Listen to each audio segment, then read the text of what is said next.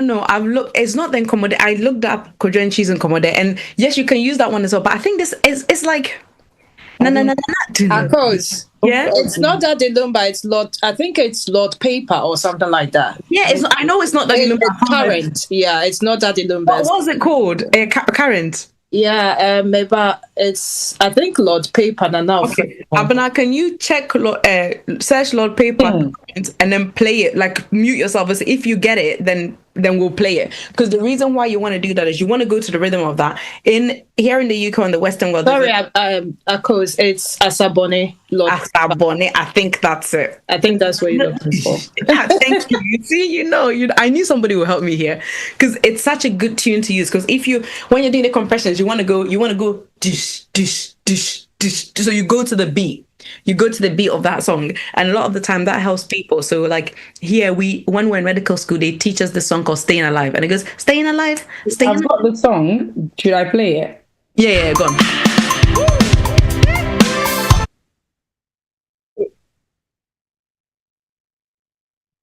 Literally, the beat of the song. That's literally that's the song. If you can, thank you. That's it. What? That wasn't me. Thank you to our studio, lovely. Oh, was it? Oh, yeah. So yes. If you can remember that song, you can remember that beat of the song. I'm not saying have a party on top of the person's chest, but literally that song will help you because you need to be pumping blood at 100 beats per minute, and that song is going to help you keep that rhythm. If not, you either pump too fast or too slow. Having said that, again, it's not technical. It's helpful if you get the rate right. The most important thing is just do the chest compressions. Even if you think you're slow or you think you're too fast, just do it because that's essentially what's going to help the person. Okay, so yeah, for those who don't know the song, I think this is wrong, Daddy Lumba, I think Lord Paper, and you know the song "Staying Alive," you can use that one as well. It goes staying alive, staying alive. So that's the song to use. Yeah. Okay. What not to do? Do not stop to look for a pulse. If you're alone and you do chest compressions, keep going. Do not wait for someone else if you're alone. A lot of the time we get told that if you, like, for example, if you're with somebody, if you get tired doing chest, because they are tiring, if you get tired doing chest compressions, you can swap and let somebody else do it. But if you're alone, please don't stop. Just keep doing it until paramedics get there. Don't stop to say, I'm going to go look for somebody, but just keep doing it. It's tricky because if you're like in a secluded area and you need to find help or you need to call paramedics and you've not been able to do that, what do you do? It's a tricky one, I think.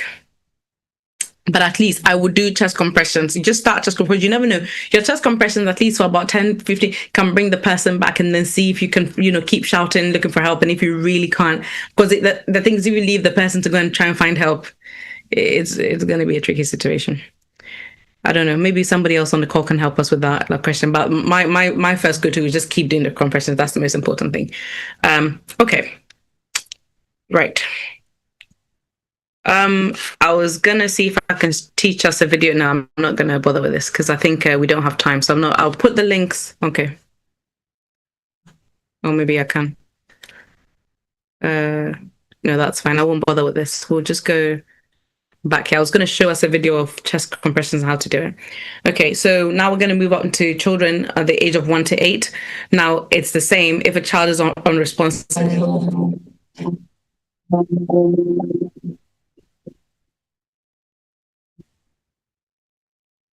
Yeah.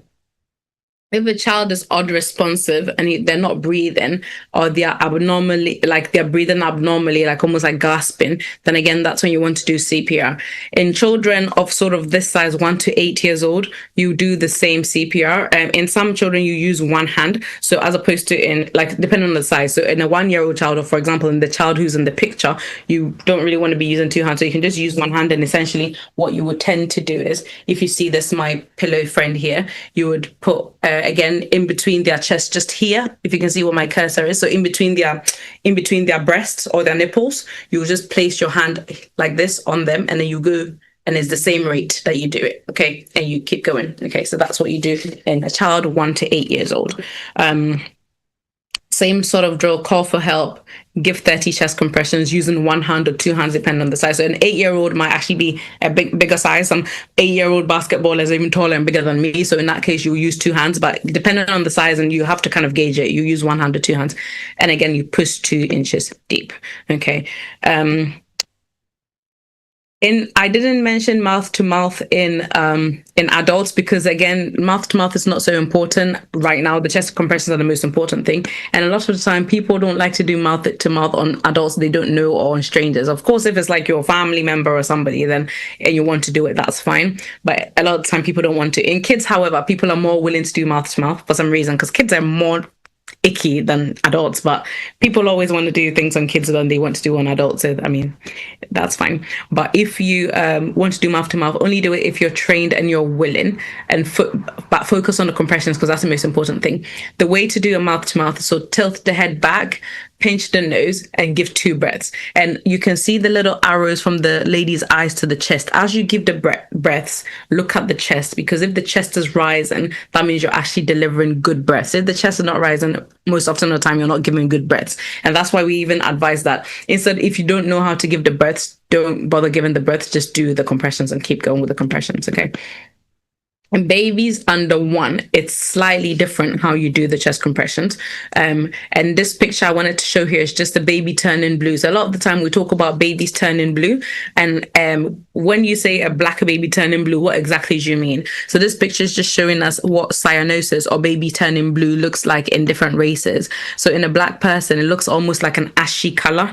It's not so much blue, but it looks more like the color turns a bit ashy, a bit grayish, a bit darker. That's what it looks like. In a white person, it looks, again, it can look blue, it can look gray, and then that's a mixed race child or like a lighter child. So that's what, and if a child starts turning like that and they're unresponsive, again, you want to start giving CPR immediately. Same steps as the adult, call for help, give chest compressions. In children, it's actually not 30 chest compressions, apologies, it's 15. So in babies, you'll give 15 chest compressions with your 2 fingers. So again, in between your breast, just like in the pictures here, you've got your I'm gonna unblur my background so you can see this properly. So you've got like your baby here, you've got the nipples there. You want to put 2 fingers here, and you just want to do 1 to the same. And again, you push deep about 1.5, and you can see you really push deep, and you just give them to that beat again. Staying alive, staying, and you do that. You give 15, and then you give breaths if you want to, but keep doing the chest compressions for babies. It's better, obviously, don't hold the baby in your hand like that. Put your baby on a flat surface so that they are on, they are a bit more stable, and then give the chest compressions. Okay, that's the best way to do it. Right. And then 2 puffs, we've already talked about that. And then after giving 2 puffs, watch the chest rise. Again, I'll demonstrate all of this in a minute. And then I had a video, but I'm not going to play the video. So when it comes to, I talked about a defibrillator. Now, what a defibrillator is something that it can send shocks to the heart and almost get the heart to start working again. Every public space will have a defibrillator. Any big supermarket, any supermarket, actually, really, community centers tend to have defibrillators. If something's happening in the home environment and you call, you shout for help, you call 999, you can always ask them for your nearest defibrillator. They will tell you. So if you've got enough people and somebody's doing chest compressions, somebody can actually go and find a defibrillator. The defibrillator will always tell you what to do. So you don't need to be trained on it. You actually don't need to know how to use it. When it comes, it has pictures on it, just like this. It will literally tell you, take off the pads. You've got sticky pads. You put one there, it will tell you where to put it. It will tell you when to deliver a shock, when not to deliver a shock. It will say all of that. So just for people who might be scared to use defibrillator, please don't, because it's pretty self-explanatory and it can be helpful. But again, if you feel like you'd rather not use it, that's fine. So far as you get chest compressions, that's probably the most important thing you're ever going to do for anybody who loses consciousness, is to get the chest compressions in. So again, this is just another example of in children. So it's because children are, so in adults, you'll almost always put the stickers one up here and one up here and one on the side here, because it has to go kind of through the heart. In kids, if they're very small or in very thin people, like anorexic people, you could put the stickers on the front to the back. So a lot of the time, because what you want to do is you want to get an electric shock across the heart. So if they're too small to fit 2 stickers in, you would think, if you think about a little baby whose chest is probably the size of the sticker, you want to put the sticker one at the front, one at the back. So that's just different ways to put the stickers. But that's not something that you need to worry too much about. Focus on the compressions. That's the most important thing. So summary of the CPR is to check your pulse, call for help, and start compressions. So I'm gonna see if I can basically get you guys to so this is my little teddy bear, and he's called Stuffy, and he's a human size. So I'm just gonna pretend that I'm here with Stuffy, and Stuffy has just collapsed. So what am I going to do first? First, we're just here talking. Hello, Stuffy, blah, blah, blah. He's just collapsed. I'm first going to check. Hello, Stuffy. Are you okay? Hello? Stuffy's not responding to me. So what am I going to do? I'm going to get right down. So I'll do it this way. I'm going to get right down to Stuffy's nose. I'm going to listen for his breathing, feel it on my face. So right down here, I'm going to feel his pulse while I'm doing this. So remember, you have 10 seconds. I'm feeling his pulse. I'm checking for breathing, and I'm also looking at his chest to see if the chest is rising. Okay. None of that is happening. I've done that for 10 seconds. So what am I going to do? I'm going to scream for help. So I'm going to say, help, help, somebody help. Immediately, I'm going to get my hand down on Stuffy. I'm going to get my fingers in, and I'm going to, my knees, this is not great because you can't really see me, but my knees are apart. So like, you want your knees to be a bit like this. And I'm going to get down on the knees, and I'm going to go for it. And just like that. See? So that's my compressions. And there you go. And I'm going to do that for some time. Okay. So again, I'm going to see if I can get a better view. Maybe, maybe not. No, it's not really great for you. So sorry, guys. So again, hands down, knees apart, and I'm just going to go for it. So I'm going to accommodate, and just go for it and keep doing that until help comes. And if help does come, I'm going to say, can you call 999 while I'm still doing compression, saying, can you call 999? Can you let them know somebody's had a cardiac arrest? And can you ask for our nearest defibrillator?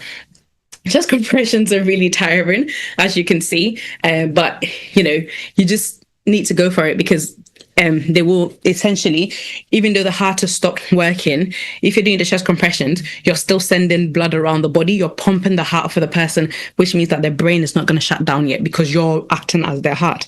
In the same way, if I've got a baby, I'm going to put the baby down on a flat surface like this. And then I'm going to do all the checks I did. I'm going to look at the nipples, 2 fingers in, and I'm going to go for it and just do the compressions like that. Okay? So that's whistle stop tour on chest compressions. So I'm going to now move on to choking. And that's another important thing, especially when you're living with the elderly or you're living with babies. And I'm going to end on choking. So what is choking? Choking happens when a food or an object blocks your throat.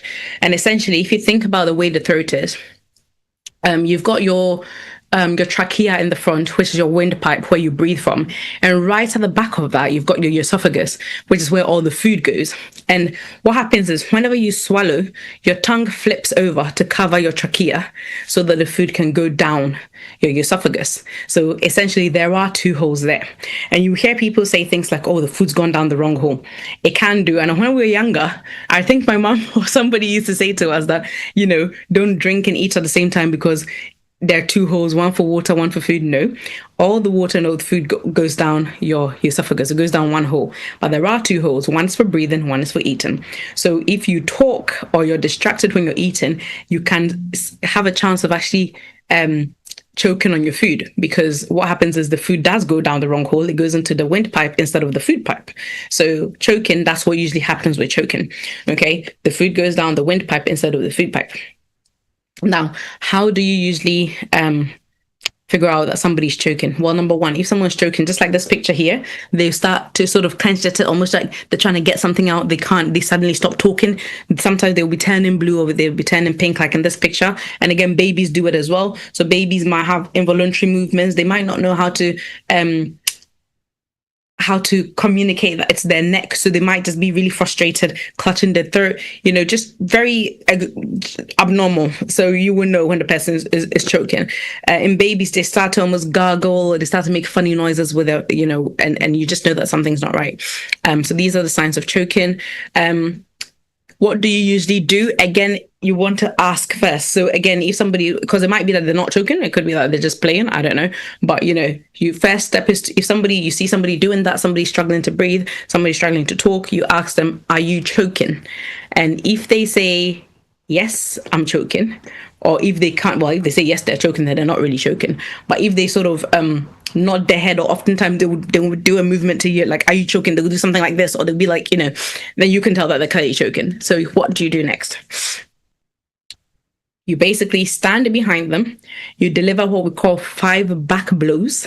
So again, it's here, and you don't just do it in a light way. Like, I've seen people trying to do this, especially when it comes to kids, and they're almost prep, like, you're delivering it. It's like, no, you want to get, your hand has to be like this, stand with your feet apart behind the person, and you have to deliver back blows.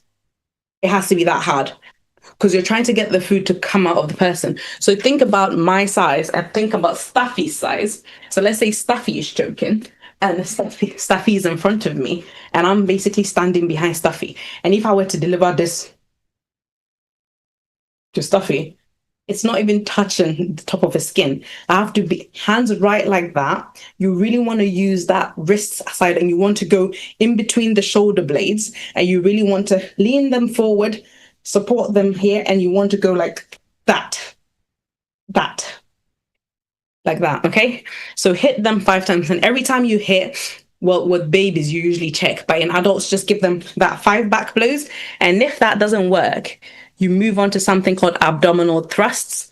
So abdominal thrust is something that basically you've got to, just the spot in between your breasts, just a little bit under it, on the top of your tummy, you've got to put your hands together in a fist like that. So if you lock your hands together like that, if you can see that, and what you want to do is you want to drive the hand in, like behind, like, under the stomach, and push up. So again, if you give the 5 back blows and that doesn't work, then you do that fist. Obviously, Stuffy's not standing, so it's difficult, but that fist, and then you drive it in, like, boom, back up the person into you like that, okay? And you do 5 of that. And if that doesn't work, you turn around again and you do 5 back blows. You do that until whatever is choking the person is dislodged. In children, actually, I'll come to that in a minute. So yeah, so you do that until it's dislodged.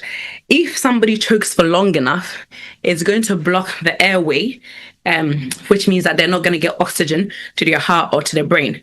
So if you're not able to dislodge it within minutes, sometimes 2 minutes, they will collapse. They will lose consciousness. As soon as they lose consciousness, what do? CPR. So that's why I taught you CPR if I taught you the choking. So if somebody is choking and they lose consciousness, lower them to the ground, get them flat like you did before, call for help, get your hand down onto their chest and start compressing.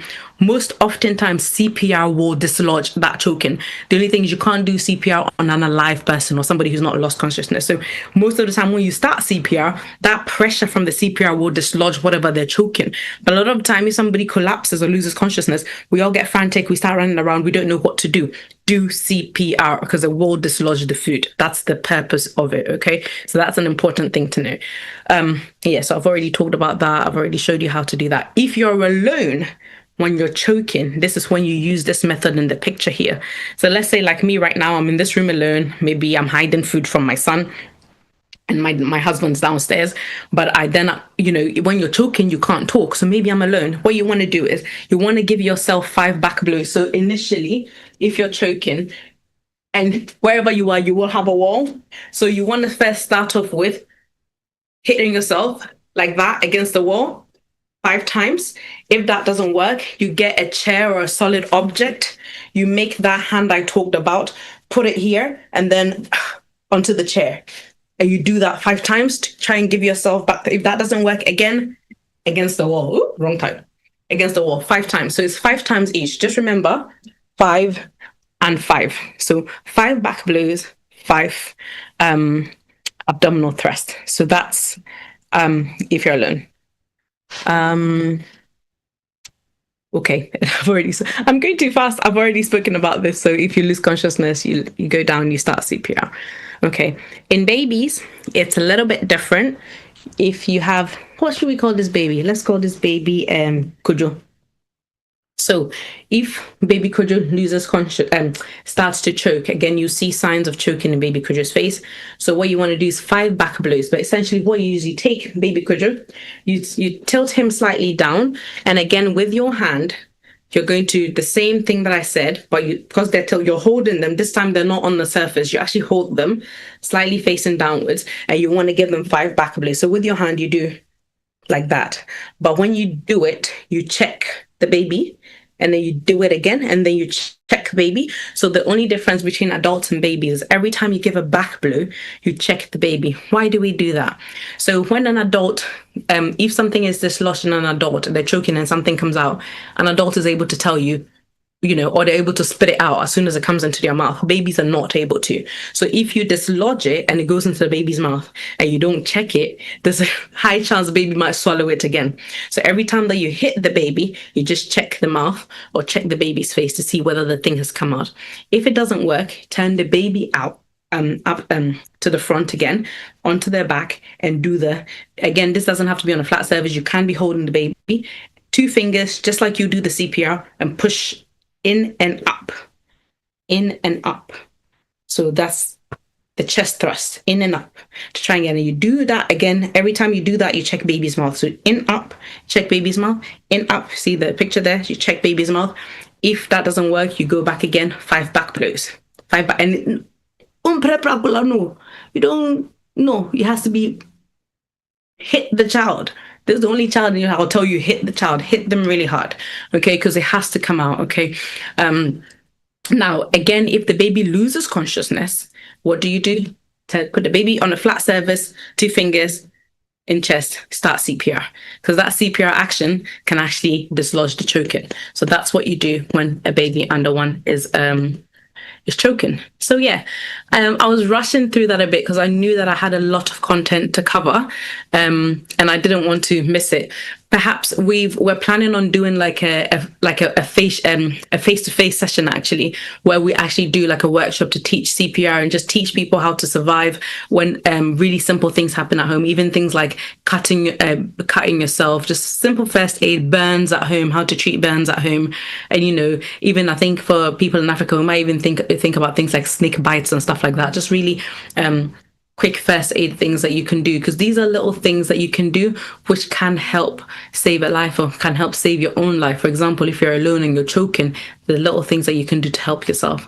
So yeah, summary of the choking is ask if the person's choking. For babies, notice the signs. And the thing is, any baby, I will even say under the age of 3, should not be left alone when they're eating. Just recently, there was news about a baby who choked on, not a baby, like a 2-year-old who choked on grapes. And nobody noticed because I think mum was in the kitchen, baby was eating in the hall, choked on grapes. If your child is less than, I would even say maybe 4, just don't leave kids alone when they're eating. It will be really difficult to figure out these things because even adults, when they're choking, they can't shout, like I said, and they might be able to run to you, but children might not be able to do that. So just be really mindful of when you're leaving kids alone and they eat. And remember, it's 5-5 for choking, so 5 back blows, 5 abdominal thrusts. You keep doing that until the choking is dislodged or the person's able to breathe again, and call for help if you need it. So that's the summary for that. These are links for all the things we were not able to see and sort of some important links there. I can share all of that on the OT Media Health page. If people are interested, just let me know. And I think I will stop there. Thank you. Sorry for the rush, but I felt like I needed to do that to get through all. So yeah, that's it for today. Well, if we had a live, if I didn't say audience, I said a round of applause for Dr. Akosua. I think today's session, I absolutely loved it. There was music, actions. Very lovely. Thank you so much, Dr. Akos, for taking us through all of that with Staffy and baby Kojo. I'm definitely going to tell Kojo you named the baby after him. Yeah, but without further ado, okay, thank you. Thank you. So what will now happen, next steps, we are going to go for a quick short break.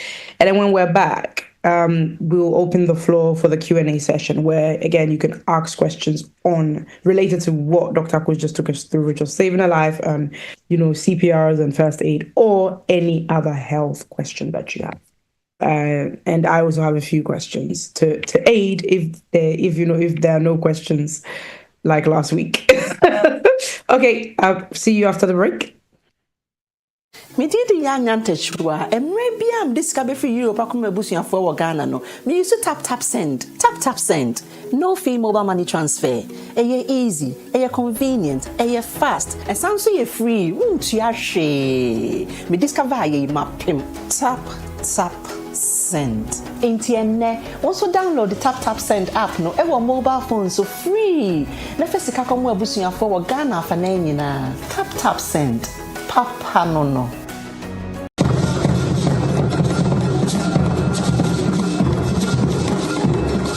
So physical money and put me do round to say. So me send you my bush in a minute in Sabakandia and then one tap send.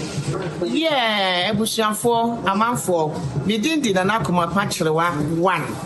They recommended tap send a mama. And that's how for also for baby. That our rating so A1 until pian do tap send. That also is tap. Piao. You're going to do a Amansan. You're going to do a Gala for say. You are going to near this coffee and here. May and friend for baby are giving me Tap send tap at the move tap send in this street. Tap and one Tap with the one.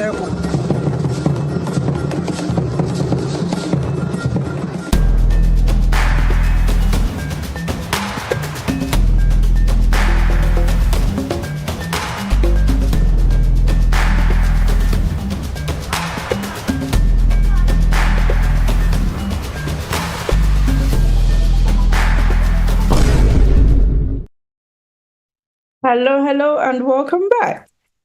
So, we've already got a question in here. Welcome back to the OT Health Talk Show. And for those, if anyone just came in, Dr. Akos just literally talked us through saving a life, how to do CPR on babies and adults, and just doing first aid. So now we'll open the dance floor. We'll open the floor for questions, for Q&As. And we've got our first question in the chat. So, Dr. Akos, I will read that for you. Oh, hold on a minute. Auntie Liz. Yes, I was about to say before then, Auntie Liz has... Yeah, he was supposed to be my CPR buddy. And I asked him. He said no. Let's just put it that way. He said no and rejected me. This is why I had to go looking for extras. But here we are. Oh, how could he? We were expecting to see him. Well, maybe you should have asked permission before advertising him. Anyway, thank you. Your extras were good. They were quiet. True. Because if I did it on him, he'd probably he'd not take it very. It's not a nice thing to happen to another person. Yeah. Right. So our first question coming from John, essentially, how would you describe the type of first aid rendered to someone who has been timely rescued from drowning in shallow waters, be it a bath, bank, or pool? Is it also CPR? Yep, everything's CPR. So if you think about somebody who's been in a pool or they're drowning, the whole point is that water has gotten into their lungs and it's stopping the air from getting to the lungs. So essentially what you need to do is you need to pump that water out. Doing CPR, the one thing I didn't talk about was the recovery position, and I know I needed to put that in there somewhere. So once you've done CPR on the person, especially if a drowning person, if water sort of starts to come out of their mouth and then they start to, when they start to come back, they almost start to cough and almost like they're choking, you would then want to put them in a recovery position, which is on their side. whichever, we just put them on the side. The reason we do that is because we don't want the water or the food or whatever is choking them to sort of get back. So when you put them on their side, it doesn't go in, it just comes out. So yeah, but it'll still be CPR. Anybody who's unconscious from whatever the case would be CPR. The only thing we say about water though is we say be careful. So whenever there's been like if it's raining, so if it's on a pitch and there's rain, you want to be careful with electrical shock. So you wouldn't use a defibrillator in a wet surrounding. In the same way with a drowning situation, you wouldn't want to use defibrillator because it is an electric shock, it is electricity. You don't want to do that. So that's the only thing to be mindful of. Great, excellent. Thank you, John, for the question. Thank you, Dr. Akos. I have to say, I think, doctors, you guys have been doing such a good job because last week we barely had any questions. We only had one. And today there isn't any questions again. I think, people essentially have had their questions answered from these shows. So there are hardly any questions coming in, but I've got a few for you anyway. Dr. Kojo was overjoyed last week. He was like, I'm so happy. I was like, well, I have questions. So, well, you've got 8 minutes. Well, that's fine. We'll go through what we can. So, what would you say are some common misconceptions people have about performing first aid? I think number one, a lot of people think that you need to be professionally trained. That's probably the most dangerous thing because I think, anybody can perform CPR. Anybody can perform first aid. You don't need to be trained. Even these chest compressions I talked about. And I think in one of my slides, I said, if in doubt, just do something. Doing something is better than not doing anything. Even if you forget how I told you to do chest compressions, you just remember, hey, Dr. Akos said we should press on the heart too. Just do it. Because what you fail to understand is the little that you're doing is better than nothing, just sitting there and watching the person, So even if it's little stress, if you're really frail, like for example, really bad example, but if you've got like an 80-year-old, if you live with your mom who's an 80-year-old and you collapse for whatever reason and your mom is doing the chest compressions, I don't expect an 80-year-old's chest compressions to be as good as a young person, but still do it because you never know, right? God can work through anybody. I've seen dogs performing CPR and they've saved their, dogs have been trained to perform CPR on their owners, and dogs have been able to perform CPR and save their owners just from performing CPR. So, it doesn't matter who it is. Children have been able to perform CPR on their parents. Like if parents have epilepsy and things like that, we usually train children to do first aid and things like that. And kids have been able to do that successfully on their parents. So, just don't, that's the first misconception. The second one is that, I had something. Oh, yes, that when the one thing in I don't know about other African countries, but I've certainly experienced in Ghana is when people collapse, like and strain on the road or by the way or whatever, people are scared to approach them. A lot of the time, again, because of our surrounding and our stigma, people start to think like, hey, or minim yare one, like there are these things that people say. And I mean, these are important things to think about, and this is why even we say we don't even do mouth to mouth anymore. If the person's a stranger, you don't want to do. For us healthcare professionals, we have a mask that I carry in my bag. So if I need to do mouth to mouth on somebody, I actually put a mask on the person's mouth and then I do it.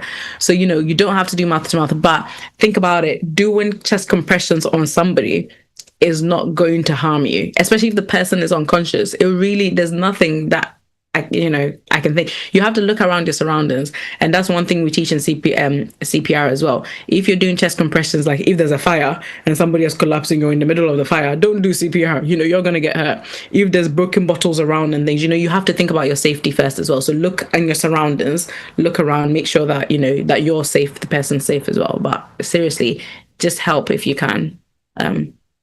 And don't be scared. So again, don't be scared. Great, thank you. And what also would you say is the first thing someone should do when they come across a medical emergency, and how do you even assess if it's safe to approach and help?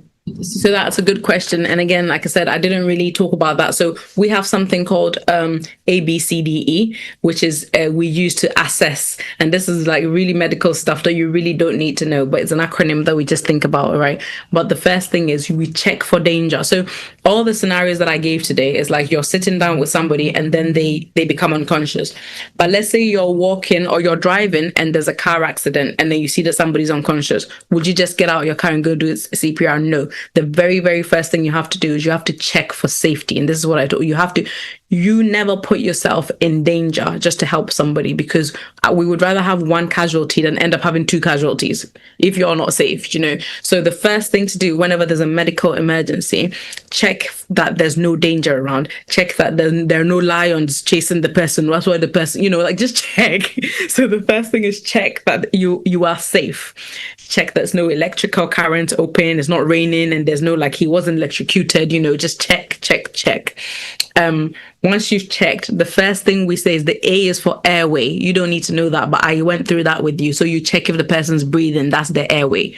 So if somebody's not talking to you and they're unconscious, their airway is compromised, they're not breathing. Their airway is not clear, sorry. B is breathing. That's when you get down. So if you think about the first thing I said to do, as I said, talk to the person, say, hello, can you hear me? That's checking their airway. If somebody talks back to you, their airway is not compromised. They're clearly okay. Even if somebody's lost their leg and they're talking to you, we know they're fine. Yeah, because they're alive.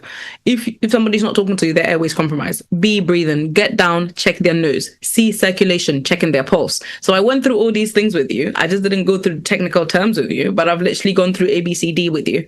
Okay, so this is the way we approach a medical emergency. For anybody who wants to take notes, it's ABCDE. But for anybody who just wants to remember the steps, is check that the person is responsive. Hello, can you hear me? They're not responsive. Get down, check their breathing. Can you see their chest rising? Can you see the mist from their nose? If they're not breathing, check their pulse. That's the circulation. If that's not happening, get down, do the CPR. That's it. Great, thank you. It seems like today you're kind of in a rush because you're very fast with the speaking, which is great, but please slow it down for us a little bit. Okay, I've got a few questions in the chat. Guys, I've got a few questions in the chat. Some chest compressions on old people can be very scary. From Kobe, very, very true. Can you really feel the rib cage breaking? Ex-paramedic and ambulance driver. But Kobe, if you're ex-paramedic and ambulance driver, you should know that if you do CPR and the ribs don't break, you didn't do it well. So, yes. Are you supposed to break ribs to save a life? Wow. Let's think about the anatomy of the body, human body, right? This is my body here. I have my skin. Under my skin, I've got my fatty tissue. Under my fatty tissue, I have some muscles. Under the muscles, I've got the bone. The heart is buried behind your rib cage, literally, quite essentially. You've got your heart is just under your breast here, and you've got your rib cage just here. So if I'm not breaking your rib cage to get to your heart, how am I making your heart pump? And the whole point of CPR is to make your heart pump. So when I said to you, you've got to go down 2 inches, I'm telling you, I need you to break the rib. This is why when and I'm going to get one of my friends to come on to talk about DNA CPR, do not attempt resuscitation and all of that, because you realize when people go into the hospital and they're a bit frail, or they have a lot of conditions, we usually will talk to the patient and we'll talk to the family and we'll say, we as medical professionals will recommend do not attempt CPR. The reason we do that is because if you're so frail that if we perform CPR on you, we're going to break your ribs and we're going to cause more problems for you. So even if you survive the incident, you will not survive the aftermath, because we might get you back from the CPR, but we've broken your ribs. Maybe we've hurt your lungs in the process, which means that you're not going to be able to recover from it. So you might even end up being comatose. So even though we've got your heart back, we've got your brain, you've got you back, you might end up being comatose. So we say, as medical professionals, we don't think that CPR is beneficial for you. So we're not going to attempt CPR on you if your heart were to stop.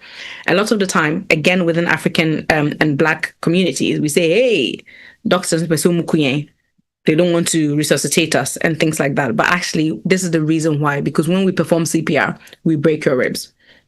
So But the reason we say you need to do it, so for somebody who's healthy, and you'll be surprised, there are 70-year-olds, 80-year-olds who I will still perform CPR on because they're healthy. They don't have any medical condition.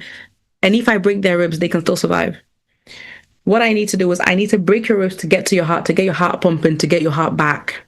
So yes, Kobe, you're right. And yes, Auntie Liz, you're right. It is scary. But would you rather not that somebody breaks your ribs? God forbid it should happen to anybody here. But if you were to collapse and all I needed to do was to break your ribs for you to survive, would you not rather I do that? Even the baby, Auntie Liz, because if we need, number one, I need to get to your heart. And babies are probably the strongest in all of us. They regenerate like that. Their body is so fresh. If you have a baby or you have a child around you, just see when they scratch themselves, it takes like 1 hour and the scratch is gone. They're like they're super cells, they're just if baby's eating well, obviously if it's malnourished and other things come into play, but if a baby's eating well nourished and things, they really heal really quickly. I'm not worried about babies at all when it comes to CPR. We just jump on it, we just go, so yes, there are complications to CPR, but it's the same as any medical treatment. If you think about it, a lot of the time people say, I go into the hospital, I have one problem. When I come out, I have another one, even though they've cured this one. It's the same thing. Every medical solution is going to have a side effect. And this is maybe the side effect of a CPR, but it is worth saving a life than to lose a life, isn't it? Yes, I mean, these are scary stuff. And I was going to ask what Auntie Liz has just asked, how easy does your rib heal back, and how easy is it for it to heal back after it's been broken? So when ribs break, we don't tend to do anything to them. We just leave them. I feel like this show is not really... I'm like... that a bit more, right? So even if you've had an accident before, if you've had any trauma with your ribs where your ribs have broken, we don't tend to fix ribs because there's no point. The rib literally is a protective barrier for your organs in your chest. So it is all that the purpose of the ribs is to protect your lungs and your heart, okay, from any outside trauma. That's the purpose of your ribs. Unlike your leg or your hand, the bones actually have, like, if they break and we don't fix them, you will lose functionality. When your ribs break, you don't lose functionality. So the questions we as medical professionals ask ourselves is this: should I open up a person to go and fix their ribs? Because the surgery, I'll have to open you up. Should I open their chest to go and fix their ribs? Where I'm putting them in an environment where I'm introducing their lungs and their heart to infection, or should I just leave the ribs? When your ribs break, we don't fix it, and you will be fine. If you're a healthy person and you don't have any comorbidities, and you're young or you're old with a healthy lifestyle, you don't need your ribs. In a way, you don't need it. Okay. So yes, we might break our ribs, but that's not our problem. Our problem is we need to start your heart. The only complication to breaking ribs is sometimes we might knock your lungs. If that happens, we can do it. We can bring your lungs back. Okay. That's not an issue. And that's not a surgical case. We just have to stick a needle in, get the air out. We know how to do it. But essentially the ribs is not a problem. So don't when you're doing CPR, don't think about breaking the ribs.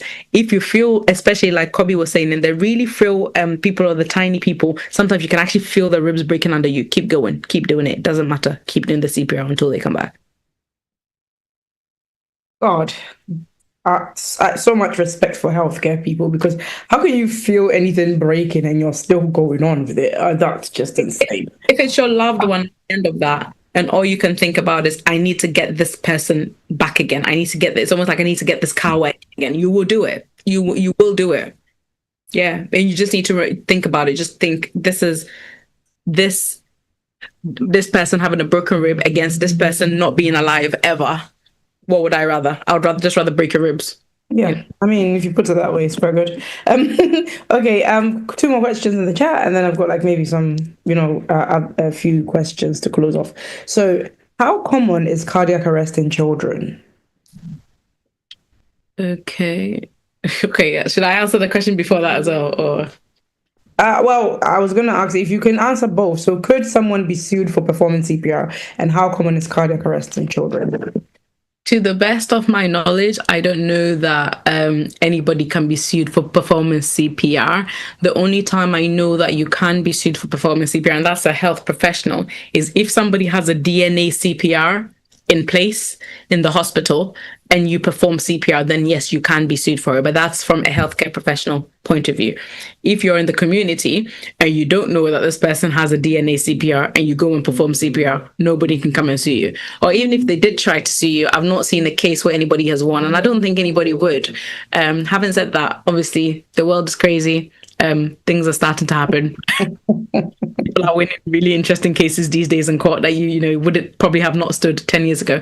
But honestly speaking, I don't think this is something that would, if I don't think somebody can sue you for performing CPR. If anything, yeah, you can sue them for collapsing and making you perform CPR. No, you can't. Well, I was gonna say, wow, that's mean. Okay. You probably, the other way around, you'll probably win it more than them trying to sue you for performing CPR, honestly. No. Yeah, so the next one was, did you answer both the questions? How common is cardiac arrest in children? More common than you think. Again, like I said, when I was working on the pediatric ward, we used to have at least every time that I was, it's at least in a day, we could have at least one CPR coming into the hospital from children.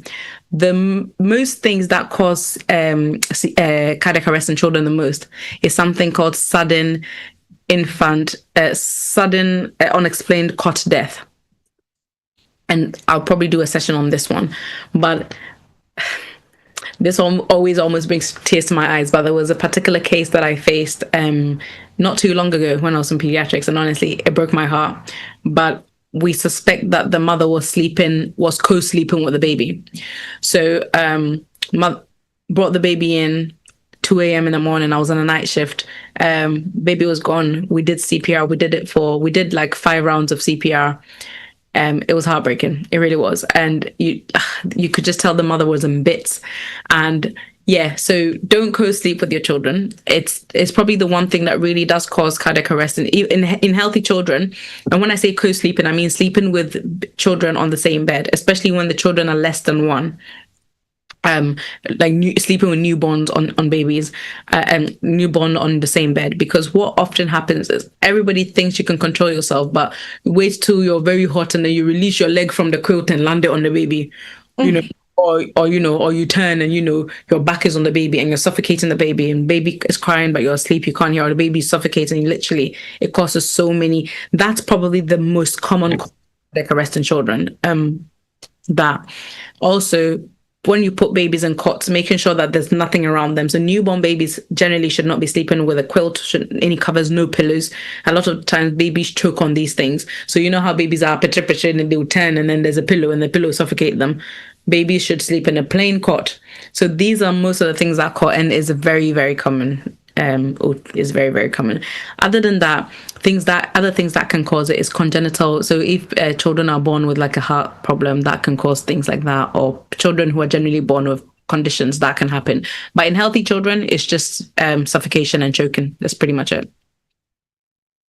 Thank you. And to Liz's question, which was the do not attempt, I'm assuming there's a do not attempt CPR.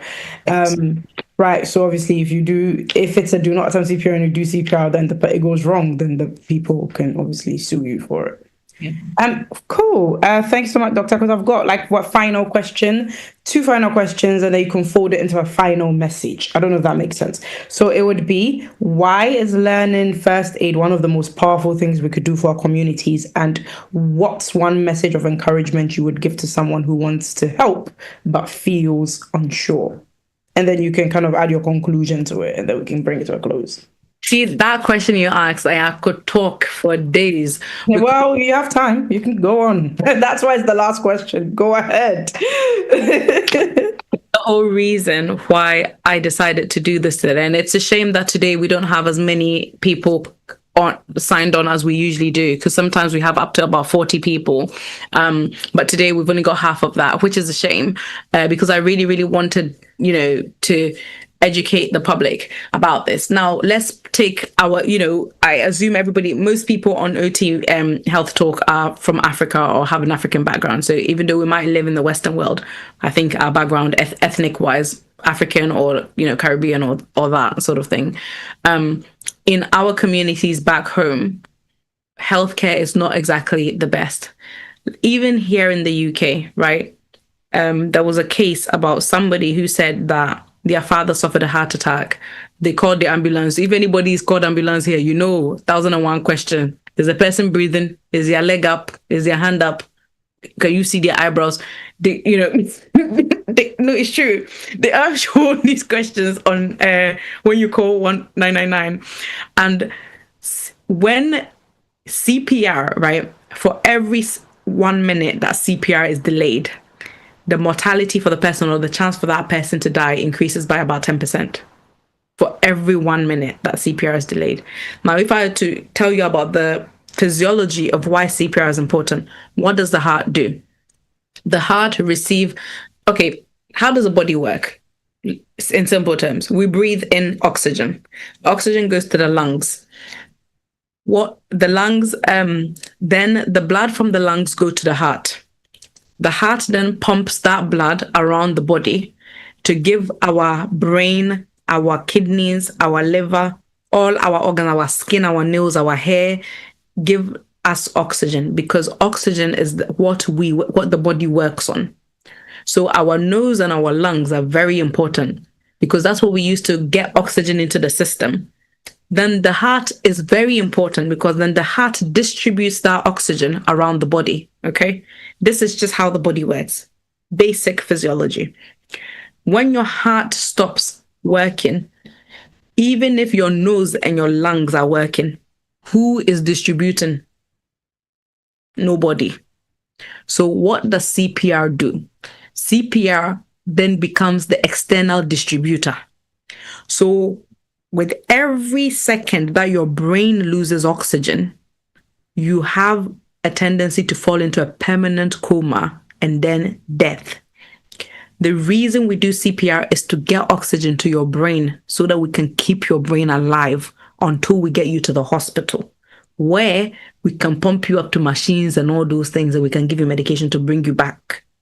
That is why CPR is very important, because when your heart fails, you need somebody to start your heart manually. And CPR is the manual restart of your heart.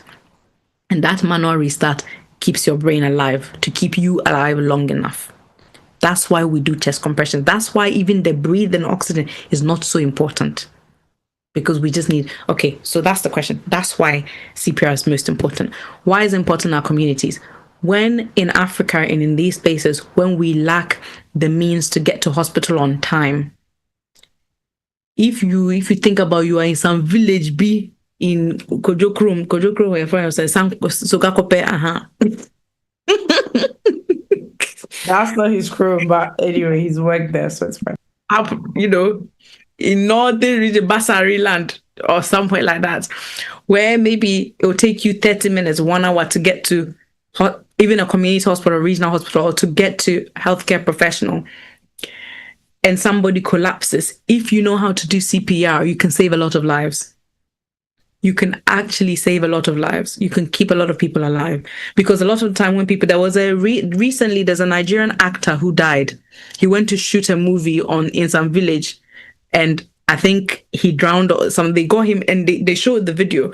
When I saw the video, I was so sad because he collapsed. They brought him onto the shore. There were people around him. People were throwing water on him, and I said CPR. Abna, there were 20 people around this guy. Not one person thought to do CPR. If they did CPR, that guy would have survived. So it's very important that we teach ourselves, we teach our family members, we teach our friends the skill of keeping people alive. And that's just why this is important. So sorry for ranting, sorry for being emotional, and sorry for being passionate about this. But I honestly think that, as a doctor, my job is to keep people alive. And this is a very simple thing that anybody can do. I mean, even a dog can do it. So, why not learn it? Yeah, I'm sorry. Dr. Akosua, you're getting quite emotional about it. It's very passionate. You're very passionate about it. And you're very right. It's something that we can all do to save lives. Thank you for the... Sorry? Oh, well, sorry. That's okay, Dr. Akos. Take a moment out if you need to. But yeah, we all know people who, we have an uncle who died in Ghana, actually. He had a heart attack, and similar story. People were just surrounded him. I And mean, his one was also during COVID time. So so I think people were a bit scared, yes. But um, it's the lack of knowledge, of course, so, like, as you say, because he could have been saved. and it's a shame because we always say if that uncle was here in the UK, he would not have died. Okay, well, so we say that, but we assume, but there are people who die here, even in the UK, because people don't know how to do CPR. And it's the one job that there are videos going around trying to teach people how to do CPR. And this is one thing that I think I'm very passionate about, that I'm going to start even translating videos in African languages as well about how to do CPR, because I think it's a very easy skill, very simple skill to have, even parents at home. This woman who came in with her daughter who passed away, if as soon as she saw her daughter, she starts CPR, maybe her daughter would have survived. But you have to wait to call the ambulance. They ask you one leg up, two leg up, three leg up. By the time they get to you, it's 20 minutes later. If you have started CPR, before ambulance come and start CPR, because when ambulance come, what they do is they start CPR. They put you in the ambulance, they do CPR. They do CPR until they get to the hospital. When we get to the hospital, we continue the CPR. So if you can start that CPR process even before the ambulance gets there, you're already winning. So, it's good to have it. Then, I did say that was the last question, but I thought, just in the spirit of this, where can one get certified in first aid or refresh their skills? I'm planning on teaching some lessons at a low cost, of course. So there are community hubs that you can learn this. I think Red Cross do a session, St. John's Ambulance do. So even the videos were from St. John's Ambulance, the videos I were going to teach you today. But if you're not on the OT Media platform, please join it, because I will put the links in there. You can watch it on St. John's Ambulance and just have it, how to do. But St. John's, they do it. I think maybe it's a bit pricey sometimes, but I think if you're part of a community group, like a church group or something, you might get a discount on it. There are organizations out there who teach you how to do this professionally. So yeah, there are organizers who teach you how to do it professionally, and personally as well. I find YouTube as a very good place for these things. I don't know. Obviously, you're the medical person, and obviously, if you want a proper certified, qualification or certified way of teaching it, you would have to join something. But just for basic knowledge, I think OT Media and Taptap Send are thinking something. They're cooking something. So watch the space, because they might start giving you lessons on CPR. That's great. That's good to hear. I'm sorry, I lost you there. What were your last few words? No, I said they might start teaching something on CPR and first aid. So watch the space for OT Media and Taptap Send, because I think they've got something in the cookworks with some brilliant doctors. Some brilliant doctors. Excellent. That's great. On that note, we will put the chat in there for the OT Media sort of community group, if you could join. 10% family discount. 10% family discount. If you could just to join for all the updates on what OT Media is doing in this space and what our doctors are doing, and also we will put our our social media handles in the chat as well, so you can also follow us for, if if you want to speak to any particular doctors, any further questions you have, any kind of topics you think we should cover, or just generally want to speak to a doctor, then you can also follow us and DM us. So thank you. All in all, I want to say thank you, Dr. Akos, for a very lovely, intuitive, very very in the best way that it could be, interactive session. Like I said, I really enjoyed the music and everything. So thank you so much, Dr. Akos. Thank you to everyone that has joined. The summer is really summering, so as you can see, loads of people are out and about.